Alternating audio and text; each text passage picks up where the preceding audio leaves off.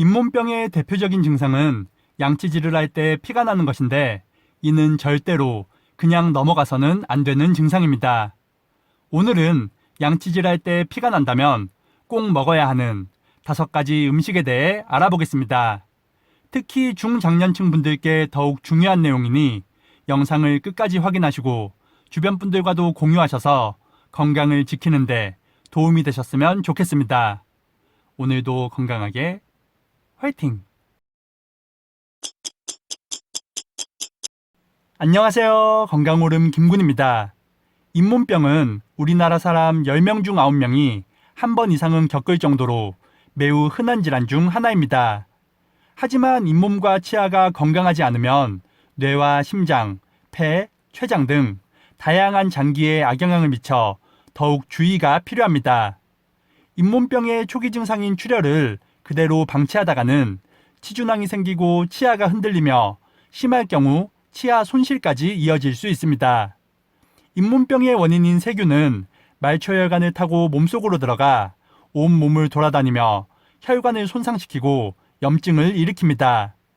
이런 작용들은 치주염이 있는 사람이 뇌졸중과 동맥경화 등 혈관 질환에 걸릴 위험이 3배까지 높은 이유입니다. 특히 잇몸이 약할 경우 비타민 C를 잘 챙겨 먹으면 잇몸병을 예방하고 증상을 개선시킬 수 있습니다.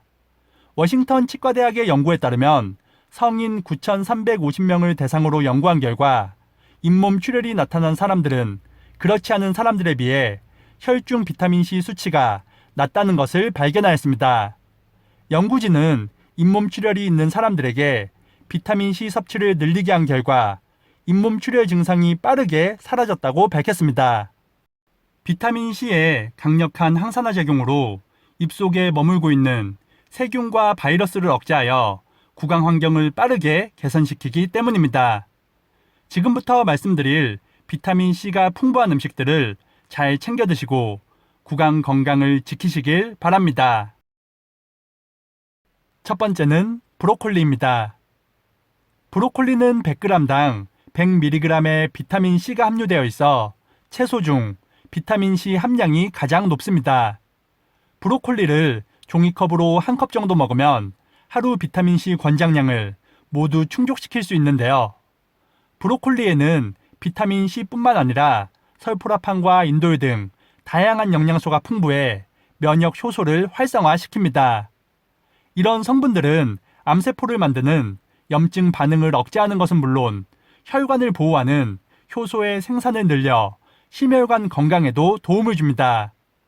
브로콜리를 먹을 때는 데치거나 생으로 먹는 것보다 살짝 쪄서 먹는 것이 좋습니다.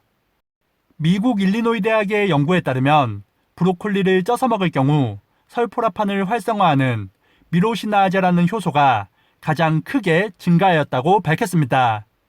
브로콜리를 데치거나 4분 이상 찔 경우 비타민과 함께 유효 성분들이 파괴되니 브로콜리는 3분 정도만 쪄서 드시는 것이 좋겠습니다.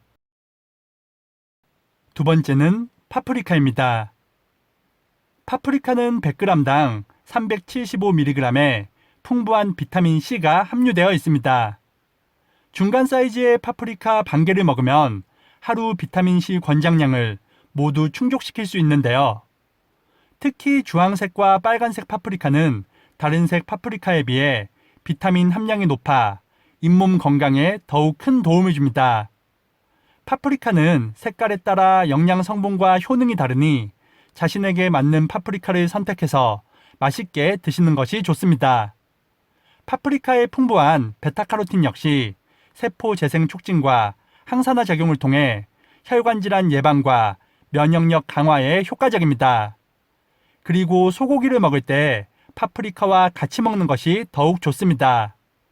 소고기에 풍부한 철과 인 등의 성분은 몸속에서 산성물질로 남게 되는데 알칼리성인 파프리카와 같이 먹으면 중화작용을 통해 몸에 부담을 덜어주기 때문입니다.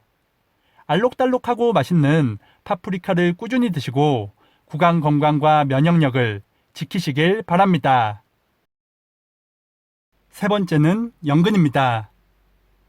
연꽃의 땅속 줄기인 연근은 100g당 57mg의 비타민C가 함유되어 있습니다. 연근의 대표 성분인 뮤신은 끈적한 점성을 띠는 물질로 위 점막 보호에 탁월한 효능이 있는데요. 또한 뮤신 성분은 치아와 구강 점막을 보호하기 때문에 잇몸병과 입냄새 제거에도 도움을 줍니다. 하지만 연근의 비타민 C와 뮤신 성분은 열에 약하고 수용성 성분으로 오래 데치거나 졸일 경우 영양소의 파괴가 생길 수 있습니다. 그렇다고 연근을 익히지 않고 먹는다면 연근의 독성과 수생식물 뿌리에 서식하는 기생충에 노출될 수 있습니다. 따라서 연근은 오래 익히지 말고 끓는 물에 딱 1분 정도만 데쳐서 드시는 것이 좋습니다. 살짝 데친 연근을 무쳐서 먹는다면 아삭한 식감과 영양 모두 지킬 수 있을 것입니다. 네 번째는 키위입니다. 키위 한 개에는 95mg의 풍부한 비타민 C가 함유되어 있습니다. 이는 포도의 7배, 사과의 9배에 달하는 양으로 과일 중 비타민 C가 아주 풍부한 편에 속하는데요. 하루에 키위를 한 개만 먹어도 비타민 C 권장량을 보충할 수 있으며 소화 촉진과 장 건강도 모두 지킬 수 있습니다. 키위의 풍부한 식이섬유인 팩틴은 장 운동을 활발하게 하여 장 건강과 변비 예방에도 효과적입니다. 또한 키위에는 단백질 분해 효소인 액티니딘이 함유되어 있어 식사 후 디저트로 먹으면 소화가 잘 되도록 돕는 역할을 합니다. 그리고 키위 껍질은 퀘르세틴을 포함한 유효 성분들이 최대 50배 이상 풍부하니 잔털을 제거한 후 껍질째 드시는 것이 좋습니다. 키위의 잔털은 수세미나 칼 뒷날로 살살 문지르면 쉽게 제거가 가능하니 참고하시기 바랍니다. 다섯 번째는 딸기입니다. 새콤달콤한 딸기 100g에는 60mg의 비타민 C가 함유되어 있습니다. 중간 크기의 딸기 7개를 먹으면 하루 비타민 C 권장량을 모두 충족시킬 수 있는데요. 딸기에는 비타민 이외에도 안토시아닌과 라이코펜 등 건강에 도움을 주는 성분들이 가득합니다. 이 성분들은 강력한 항암 효과는 물론 혈관 건강과 치매 예방 등 중장년층 건강에 큰 도움을 줍니다. 그리고 딸기를 먹을 때 두유나 파프리카와 같이 먹으면 항암 효과를 극대화할 수 있습니다. 특히 두유는 미국 국립암연구소에서 권하는 항암식품 중 하나로 이소플라본이 아주 풍부합니다. 이 음식들은 각각 항암 성분들이 풍부하고 딸기의 비타민 C가 두유의 철분 흡수율을 높여주어 건강상 이점을 잘 살릴 수 있습니다. 궁합이 잘 맞는 음식의 섭취로 입맛은 살리고 건강도 지키시길 바랍니다. 오늘은 양치할 때 피가 난다면 꼭 먹어야 할 5가지 음식에 대해 알아봤습니다. 말씀드린 음식 이외에도 귤과 오렌지 같은 감귤류도 도움을 주니 참고하시기 바랍니다. 비타민 C는 과섭취 시 복통과 설사 증상이 나타날 수 있으니 과하지 않게 적당량만 드시는 것이 좋겠습니다.